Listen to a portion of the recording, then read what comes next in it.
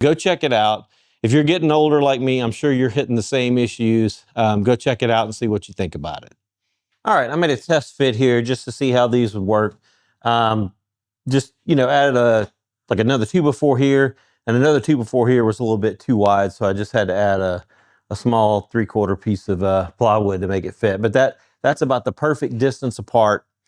If we look at this, the distance between them is right at 14 3/4.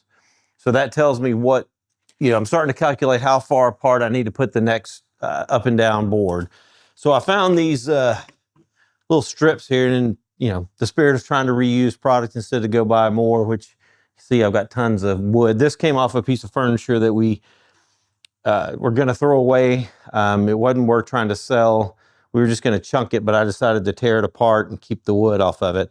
So these boards will be perfect. They're not crazy thick, but as you can see, there's not a lot of thickness needed for these. They're right up against, definitely don't need a 2x4 because it's going to overhang less than half of that 2x4 there, and it's just a waste. And these are not going to carry near the amount of weight that I put in those bigger tubs. So if I measure this, it's right at, was it 9/16? So I've got 14 3/4, and I'm going to take away 9/16 and 9/16 because I'm going to split these in half and run one on each side to support the smaller tubs. I'm going to rip these in half on the table saw. Just measure the board and set the fence to half the width.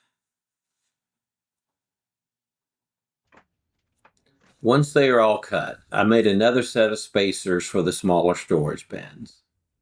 Now it's just a repeat of this previous step. Clamp the spacer and screw in the runners. Once I've done a test fit, I'll nail them all into place. With all the bin holders created, I'm going to nail some scrap wood to the top and create a shelf to store additional boxes and bins. And now we'll just bring all the storage bins back and get them placed on the rack.